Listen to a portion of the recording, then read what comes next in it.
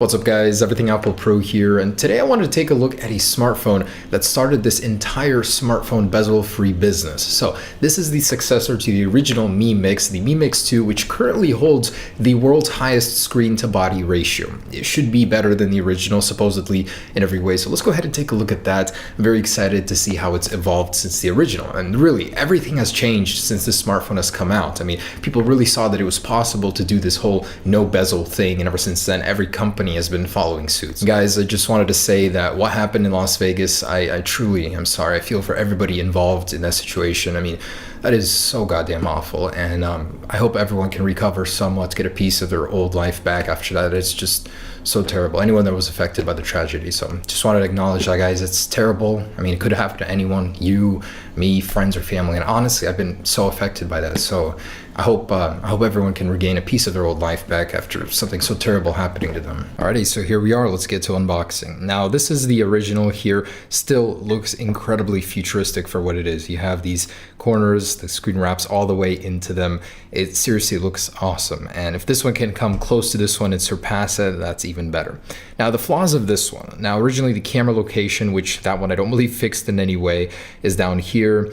The no speaker setup. The call quality can get a little grainy sometimes because it's using a bone conducting technology, vibrations, not an actual earpiece. The design, once it cracks, is incredibly hard to replace, incredibly costly too. But overall, it was a pretty solid phone. The software too was a big negative. So let's see if this one addressed any of those things. I just know that it is the highest screen to body ratio right now. It's got an 83.2% screen to body ratio. The iPhone 10 has an 82.9, so a little bit behind. All right, here we go. And packaging, packaging's all right. I think Apple's definitely one-upped them on that one, but if I can get it open. Okay, got some Chinese writing. I believe I can't really read that, but it seems to be a thank you for buying type of deal. Cool. And here it is. So we got the charging cable, USB-C, and the device itself. So let's take a look. Wow, it is light, it is thinner, it is smaller, that is for certain. And here it is. So it's got a curvature now, very similar to the iPhones on the sides. The glass blends very seamlessly, I like that.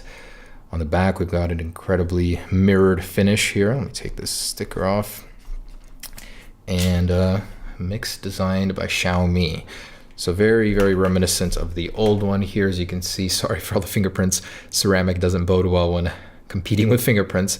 On the back, otherwise, we've got a very similar design. The camera protrudes a little now, where it didn't before. And as you can see, it is significantly smaller now. So thickness, tallness, width, everything. It is much smaller of a device now, so that's cool. Headphone jack is now missing, so there's no longer a headphone jack on the device. So for some, it could probably be a negative. Got USB-C as did on the original, speaker ports, everything. All right, so let's power it on and check out that display, the star of the show, because honestly, probably no one else really cares about anything else. We do have a chin now. It is a little bit smaller, but the screen is not as wide, not as tall, making this a little bit less impressive of a feat. And honestly, this thing has even more bezels on the edges if you really take a look than the old one, up top especially, which is very interesting because it was advertised a little bit differently. If I remember, the advertisements looked a lot more futuristic than this one does in person. What's cool is how they hid the bezel, the little chin up there for the earpiece. Very similar to how they did it on the Essential smartphone, but that one was a little sleeker than this. Overall, though, feels pretty good. It's nice to have a huge display on a device so small. And the day when we see full tablet, just complete screen, that is awesome. That is a Johnny Ive's vision, I believe, at Apple. Eventually, we'll get to that. All right, let me set this up and I will be right back. All right, so after setting it up, this definitely is a much more comfortable device to actually use versus the original. As you can see, it is much smaller, fits in the palm of your hand much better. And this leads me to believe that the iPhone 10 will be an incredibly comfortable device, as it fits very similar to this one. You get so much screen, but a lot of comfort there as well. iPhone definitely doesn't look as high-tech as this one, but in some ways even better, as it doesn't have a chin on the bottom and the cameras are actually located up top in a very comfortable manner. So how is it like actually using this thing? So first off, the video looks pretty good. I did check that out a little bit. 16:9 aspect ratio means you don't really get any cropping except little tiny corners onto the edge. And overall, using it, it's very well built. The software has definitely gotten a little bit better. I hate how big and blown up it was on the original. So hard to reach for anything with that massive display as well.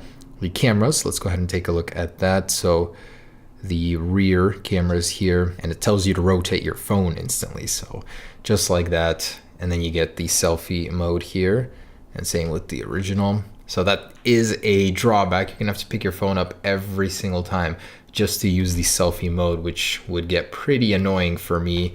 And I mean pick it up, I mean turn it around upside down, which is quite annoying. So other than that, pretty cool. Software, I guess, is a little bit better actually using it. It's just this is a Chinese version. It doesn't even come with the Play Store, as it's not really meant to be used in America. You'd have to reflash it. Settings pretty clean. Overall, pretty cool Android phone, but using it in America, again, going to be very difficult without a Play Store.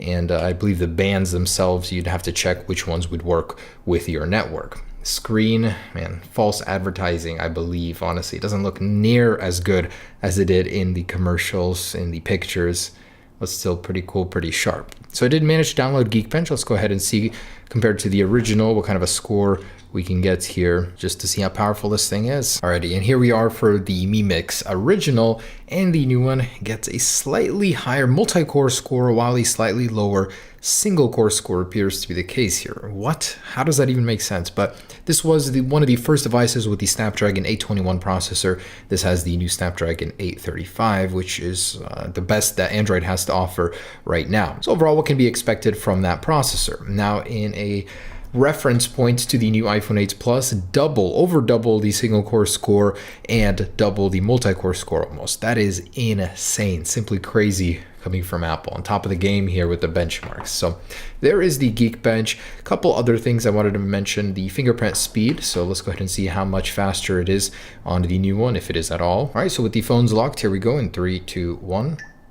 Oh wow, identical here. 3, 2, 1. Definitely the same sensor. Don't see any improvements there. Let's try with the screen on. 1, 2, 3. Cool that they have like no unlock animation.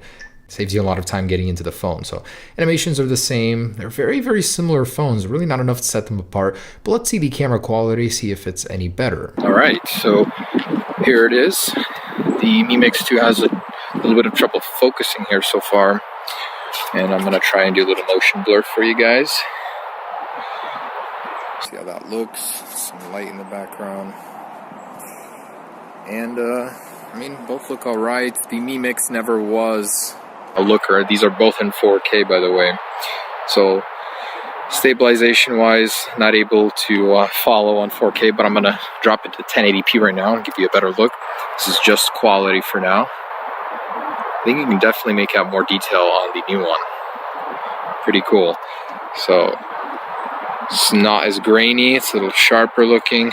Let's try 1080p stabilization. All right, and with digital stabilization, let's take a look here. Wow, that's a world of difference. Mi Mix 2 definitely looks way better here. So with some walking, not as jittery, much more stable. I'm liking that.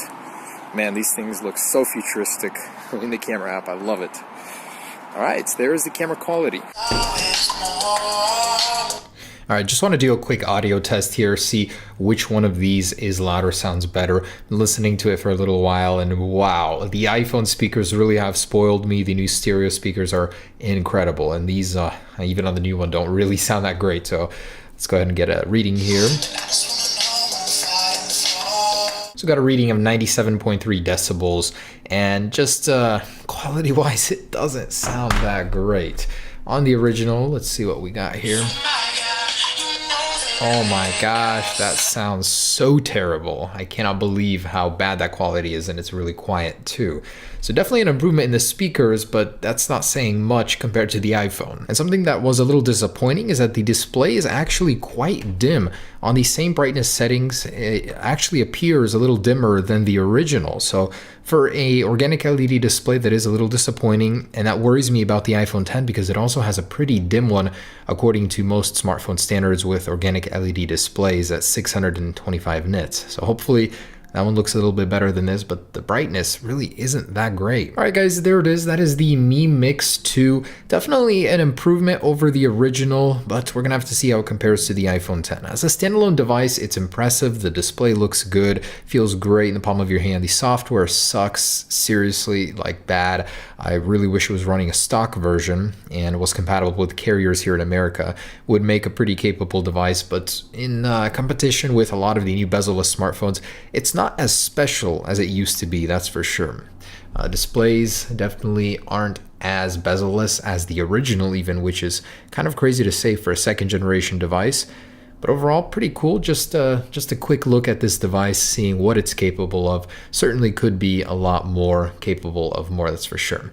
Anyways, thanks for watching. That is the world's biggest screen to body ratio smartphone currently. We'll have to see what beats the record here, but it's pretty cool. All right, guys, hope you enjoyed it. Peace.